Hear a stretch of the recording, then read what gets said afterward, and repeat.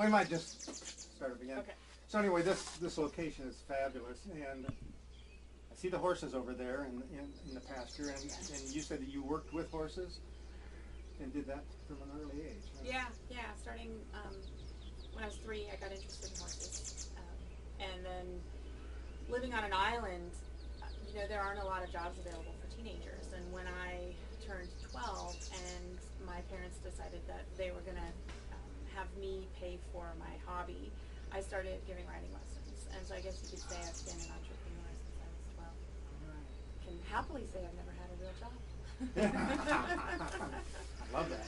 Yeah. But there was a quality about you when we met that one time in that seminar. I was so impressed with your the texture of what surrounds you. You have this capacity, I can see, to be with people and ground them. And I have a feeling that comes from your work with horses. I might. I think animals live in the present. And in order to really connect with horses and to create partnerships with them, you need to be able to be in the moment with them. And that's the way I work both with my horses and my riding students, is I really feel I have sort of inherently that ability to be in the present. And I guess only recently have I discovered or made the connection between that experience as a horse trainer, a rider, and an instructor to what I do now as a life coach and a business coach and health coach. Right. Is that kind of capacity to really be with someone. And I was thinking about, when I was thinking about this interview, how we, I think as human beings in our first world culture, we spend a lot of our lives unlearning the ability to be present with one another. And for many people, the experience of being in a coaching relationship is maybe the first time they've experienced the power of how a relationship where two people can really be present together can be transformative. And so I guess maybe that's the connection between what I've always done with horses and what I now do with people as a coach. Does that make sense? Yeah, it does. It ties into that theme that I was caught up in when I was looking on your website, or one of the sites that I found you, which was that image and the little theme called unfurling. Yeah, a friend of mine. Really like what you said on that. I can remember what you said on that interview, but that whole idea of how in your life you've allowed this unfurling process to take place. Yeah, I think maybe what you're referring to is one of the questions she asked me was about, what do you do when things get in your way? That's it. And what I've learned is that I don't let anything get in my way, and that each mistake or each barrier or each problem or each tragedy that comes up in my life is something that I stand on the shoulders of each one of those in order to move forward, and really don't allow those kinds of things. I don't think of them as getting in my way. I think of them almost as the ladder for climbing my way forward to something. Yeah, and I'm sure that's really a different thought for most people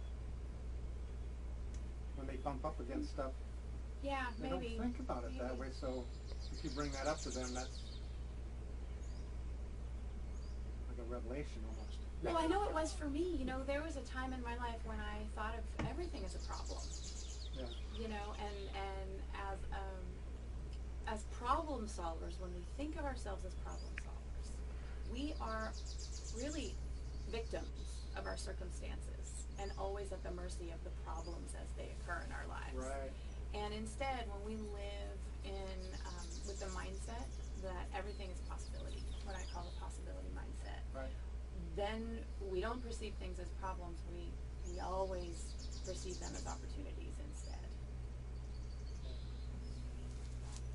Yeah, it's not only freeing, but it's also a very creative space to be in. Yeah. Because it almost almost lets the door open in the brain for things that would not come in otherwise, because all the doors and windows were shut. Yeah, If yeah, you- I like that analogy. You know, if you have the other mindset, it's like, Yeah. there's no room to get anything new in there. Yeah, exactly. And it's easy to start feeling confined and depressed and isolated when you know, bumping up against problems and issues all the time. And you know, so many of us, especially now, you know, I'm moving into my mid-40s and had a year filled with tragedy. On our small island, we've lost several young people to suicide, car accidents. I've recently lost 2 very dear friends to cancer. And I thought a lot about what our choices are whenever we're faced with tragedy, with grief, or just simply with problems. Right. What my husband calls first world problems, you know, the daily sort of mundane problems of life. It's how we are with those, how we manage those that makes a difference, not whether they happen to us or not. Right. So when we're at the mercy of the things that happen to us and we perceive ourselves as being vulnerable to our environment and our circumstances, it makes us powerless. But when we have a way of thinking and a way of being that allows us to be, like you say, creative, no matter what comes our way, and allows us to be able to be with people who are grieving or who have experienced tragedy, it really opens up for a lot of possibilities. Is there something in your kit bag? I bet you have a lot of things in your kit bag, but what do you throw out to a person who is sort of drowning in their problems and they can't see that? You know, like, how do you get them to look up instead of looking down? Yeah, that's a fabulous question. How to get someone to look up instead of looking down. Yeah. Is there any? Do you have some? You always just in the moment? Well, you know, that's a twofold question, because if I'm really with someone who's in grief, I don't try to do anything. Okay. I think one of the things that often stops us from being willing to be with people who are grieving or who have experienced a tragedy is because we don't know what to do. We think we can't fix it, we can't help. And the reality is, in those moments, all people need is the presence of others. And so in those moments when the grief is really raw and fresh, I feel my ability to be present with someone that's having that experience, that is enough. And I remind myself constantly that that is enough. There's a second part of that, though. If there's someone who is stuck in their lives and are feeling trapped or feeling depressed or feeling unmotivated or uninspired, which we've all experienced that, then one of the challenges we face is, how do we make decisions in our daily lives based on what we're truly committed to or what our bigger vision is, rather than making decisions based on our present circumstances, or we make the same decisions over and over because we say we are financially not where we want to be, and we keep making decisions based on the fact that we don't have enough money. That keeps us in that situation. So if we begin to make decisions based on what it is we want to create in our lives, then that gives us the power to move forward and to look up, as you say. And one of the challenges is, if you don't really know what your vision is, or know where you're going, or know what you're looking for, it's hard to look up for that. So in coaching, one of the first things that I do with people is invite people to really look. And it's hard sometimes to just begin to think bigger and really look at what it is that you want to create and what's the experience that you want this one life to be. How do you do that with a person? I mean, well, that's such a great question. There's 2 conversations going on in us all the time. One of them is this conversation with what we call resistance. And sometimes the resistance is referred to as a gremlin. It's the little voice that says to us, you can't and makes up the excuses of why we can't or we won't, or why we're not good enough, or why we're not smart enough or not strong enough, etc., etc. And what we can put off till tomorrow, basically. Right. And usually resistance steps in whenever we want to do something in our lives that's creative or inventive or changing, if we want to become more healthy, or if we want to write a book or run a marathon, or whatever our goals are, resistance will come in. And then we have that voice. And then there's another voice that's often harder to hear, which some people refer to as the voice of our future self. And that's the voice that we need to really listen to and cultivate in order to engage in conversation with the resistance. Otherwise, we can be easily overcome by resistance. So, for example, what I might ask someone to do is really get clear on who they are, who it is they want to be. What would that person look like? What would that person feel like? What would that person have? Where would that person live? And then to begin to experience themselves from that place. What's the voice of that person? What choice would your future self make in this situation? What would your future self choose to eat? How would your future self feel? And so instead of making the choice, being kind of influenced by the resistance, you begin to be able to make choices based on that future self voice. I really like that.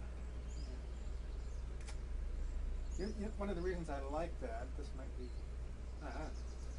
it's not off the center here. I like NLP. I don't know if you know. Neuro-linguistic programming. Yeah, I like that. And when you said the voice of your future self, that means within each person there is that person that's there. Yeah. Now, how much do they talk to that person, or how much are they willing to experience that person? And I found a lot of times when you're dealing with this NLP thought wave, that you can just ask somebody, say hello to your future self. And if you catch them off guard, they'll slip into it real easy. Instead of trying to really think hard about doing that. But I like that thought that you said to your future self. That's very clever. Well, it's not mine. Sometimes it's hard to communicate these types of ideas without sort of sounding a little cheesy or silly. We talk about the future self, but what I find is that people become so freed up and really playful with this whole idea of being able to be their future self. And one of the things that we do when we're doing goal setting or we're talking about our vision is really practice speaking in the present tense or in the past tense as if this has already occurred. Because as long as we say we will accomplish something or we're going to do something, it stays in the future. So when I'm working with someone on goal setting or on creating vision, I will ask them to stand, in their own shoes in 5 years or in 1 year, or whatever the time period is we're using, and talk about who it is they are and what they have and what their experience is. And then I find that once people get in the habit of speaking in the present tense about their vision and their goals, language creates our world, and you're able to move much more easily forward into that, having had the experience, and use the language to create it. Change your language, change your life. Huh? Wow. I believe that. I really believe that. Do you, in this whole realm of coaching, because you do business, health, and life all wrapped up in one thing, right? It depends. Different components. It depends. It really depends on what people come wanting. And I have had an amazing experience the last several years because I've been a business owner for 25 years. And I have been, like a lot of entrepreneurs, passionate about what I do and not passionate about my business. I always thought of the business part as the part I wasn't good at, the part that had to be done.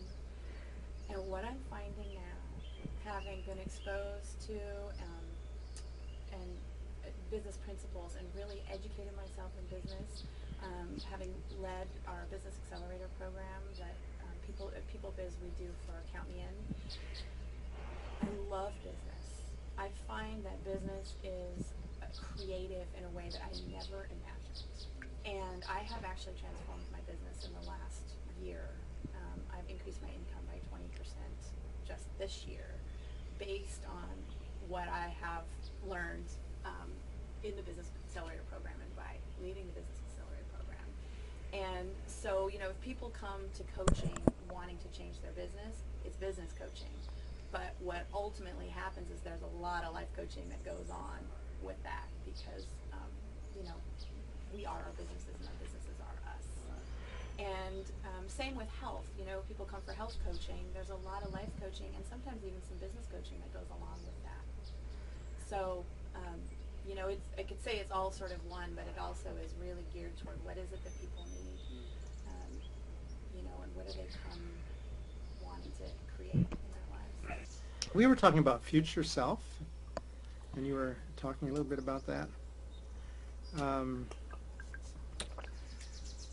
Did we finish that conversation? Or? I think we did. What were we talking? I can't remember. You were about to ask another great question. I was, huh? Well, one thing I had thought about was I know there's a lot of people that say they're a coach. Maybe they're a business coach, they advertise that, or they're a life coach and they advertise that. But you have this well-rounded ability to talk to these different areas with somebody. And I was wondering, do you think that's, or is it something else do you think that might make you different? I guess that would be the tack I was going to say. Is there something that you do that's different, or you feel that you're better at? Let's say it that way. Not, are you unique in some way that's a little different than some other coaches in your mind that you see? I think that is a great question. And one of the things I always encourage people to do when they're looking for a coach is to interview several different coaches.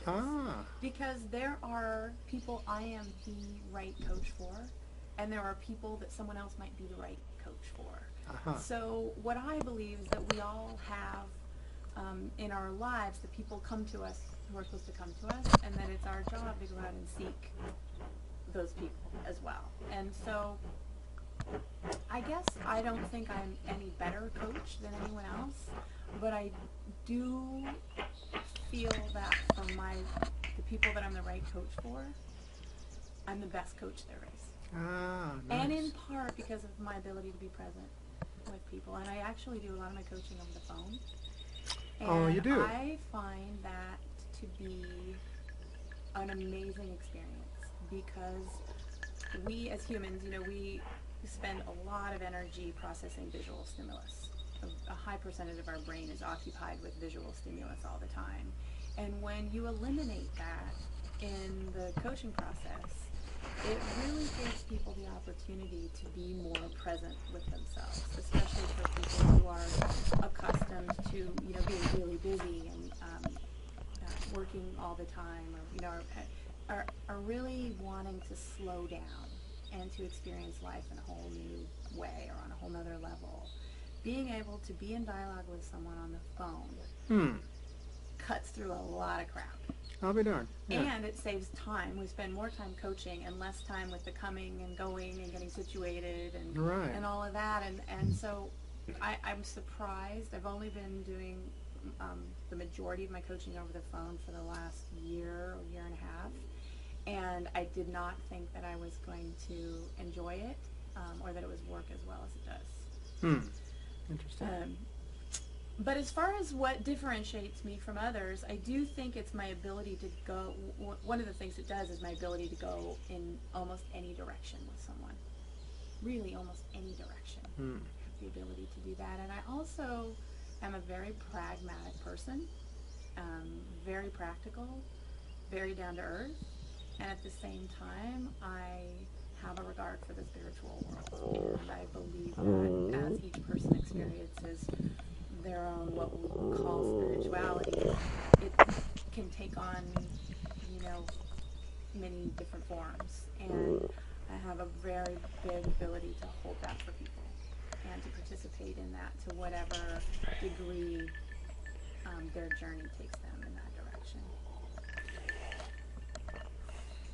I'm going to backpedal just a little bit here because you've said it several times, and I'm wondering for somebody maybe looking at you for the first time or seeing this, if they get what you're saying. So this idea that there's something powerful and liberating and creative by being in the present moment. Yeah. I just wonder if people know that experience, or if they're hearing you when you say that. How do you get in the present moment with somebody, or how does somebody experience that?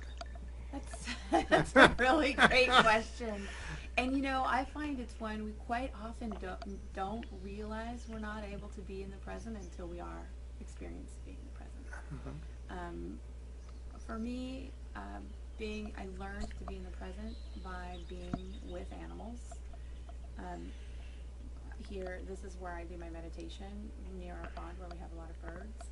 And for a long time, I actually required the sound of birds in order to meditate, until I was able to sort of shift away from that reliance on the sound of birds. But I think that being able to be in the present gives us a place to stand. And if we are always thinking about the future and what's going to happen, and thinking about what already has happened, telling stories about, you know, who injured us in the past and all of the things that have happened to us and why we can't have A, B, and C in our life because all of these things that have been done to us. We stay in these cycles of stories that we quite often miss the ability to be in that small space that is the present, because we're either thinking about the future or we're thinking about the past. And we continually tend to bring our past into our present, which often keeps us repeating our past over and over again. So I guess for me, the ability to be present is the opportunity to step outside, even if it's for a short time in the beginning, to step outside of thinking about what the future holds or thinking about what has happened to us in the past. And it's more solid ground to stand on. It's really a place to be. It's impossible to create something new without really looking at what the truth is and where you are now. And to me, that's part of the ability to be present, is to stand in the truth of who you are and where you are, look at why you are where you are, and what needs to happen in order to move you forward. And being present is just such a peaceful way to live. And it's impossible to be present all of the time. But when you gain a little bit of experience of what it's like to be in that space of peace, then it can really change the whole experience of who you are and what's possible in your life. For some reason, I got thinking about your horses again. Those horses sort of have that solid feeling. Feet on the ground. Yeah, feet on the ground. Yeah. And that reminded me of something that I saw on your website that I thought was kind of cool. What kind of a horse are you? Yeah. You want to speak on that just a minute? Yeah, it's a personality test. I sort of integrated several different personality tests that already exist into a personality test that horse people could really identify with, that equestrians could identify with. And there are generally 4 different personality types that have been identified by several different people and organizations in the past. And I just put together a kind of a fun little test for people to take so that they could start to think, once we have identified what our own personality type is, it becomes easy to see what other people's personality types are. Once we learn what those personality types are, and then we begin to understand how maybe to relate to people who are different than we are a little more easily. Yeah, I thought it was a fun exercise. Yeah. Did you take the test? I did. I think I'm a Morgan. You probably, yep. I bet you are a Morgan. That's what it came out, as I remember, I'm a Morgan. You're an outgoing, enthusiastic Morgan. Yeah. Oh, here comes your horse. He's strolling over. He's also a Morgan. Is that right? He's a Morgan personality, not a Morgan. Maybe he'll come over and visit us here. He's coming. Oh, Max sees him coming. Yep, here he comes. I'll get a shot of him coming over here. There he is. Oh, he's going to the pond. Going for a drink. Well, let's see. We covered a lot of ground, haven't we? Yeah. Thank you so much, John, for taking I mean, I think this was a really fun exercise of putting this together. Took two cameras to make it happen. 2 cameras and several conversations. Yeah. And we'll patch this all together and see what we get here. Can you think of anything else you might want to cover? I don't think so.